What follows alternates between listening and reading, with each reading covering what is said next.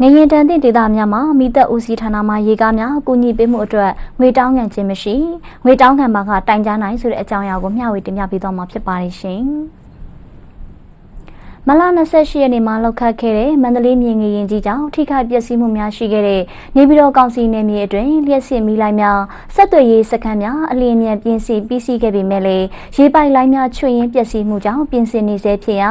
ရေပေးဝေရေးလုပ်ငန်းများမလုပ်ကိုင်နိုင်သေးတဲ့အတွက်အိမ်ယာများမှာရေအခက်အခဲများရှိနေရမှာမိသက်ကားများကိုအကူအညီတောင်းခံပြီးတော့ရေရရှိရေးဆောင်ရွက်လျက်ရှိနေတယ်လို့သိရပါတယ်။ဒါဆိုညီမလေးဒီလူမှုကွန်ရက်မှာဖြစ်ပေါ်နေတဲ့သတင်းမှားတွေနဲ့ပတ်သက်ပြီးတော့တောင်းဝန်ရှိတဲ့သူတွေကဘယ်လိုမျိုးရှင်းလင်းဆောင်ရွက်ထားလဲဘယ်လိုအကြောင်းအရာတွေနဲ့ပြောပြထားလဲဆိုတော့လေအသေးစိတ်ကိုဖြူဆက်လက်မျှဝေပေးပါအောင်ဟုတ်ကဲ့ပါရှင်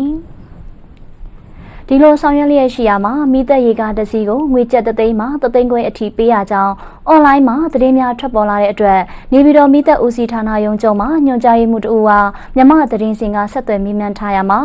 ကျွန်တော်တို့စီကိုရေကားတောင်းခံလာတာနဲ့ကျွန်တော်တို့ကစနစ်တကျမှတ်ပုံတင်ပြီးတော့ရေကားစစ်လို့ကူညီပေးပါတယ်လူတဦးချင်းတောင်းခံတာကိုမှတ်ပုံတင်ထားတာရှိပါတယ်ငွေတောင်းခံတာတွေတော့မရှိပါဘူးတကယ်လို့တောင်းခံနေဆိုရင်ကျွန်တော်တို့စီကိုတိုင်ကြားနိုင်ပါတယ်အခုချိန်ထိလည်းတိုင်ကြားခြင်းမရှိသေးပါဘူးနေပြီးတော့မှကျွန်တော်တို့ကားတွေနဲ့တူတဲ့တခြားသောဌာနပိုင်ကားတွေလည်းရှိပါတယ်သူတို့အနေနဲ့လည်းတောင်းခံတယ်လို့တော့ကျွန်တော်မကြားမိပါဘူးတကယ်လို့ကျွန်တော်တို့မိသက်ဦးစီးဌာနပိုင်ရေကားတွေကရေကားနဲ့ရေပို့ပေးတဲ့နေရာမှာငွေတောင်းခံတာတွေတွေ့ရင်တိုင်ကြားနိုင်ပါတယ်လို့ပြောပြထားတာပဲဖြစ်ပါတယ်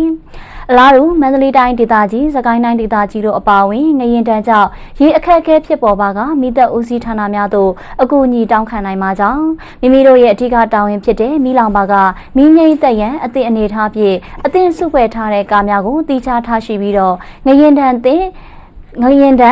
တင့်ခဲ့တဲ့မတင်တဲ့တိုင်းဒေသကြီးပြည်နယ်များမှာရေကားတွေကိုလည်းတောင်းခံဖြန့်ဝေပေးထားရမှာအဆိုပါကားတွေနဲ့ရေပေးဝေရေးလုပ်ငန်းများကိုကူညီဆောင်ရွက်ပေးသွားမှာဖြစ်တယ်လို့လည်းသိရှိရပါတယ်ရှင်။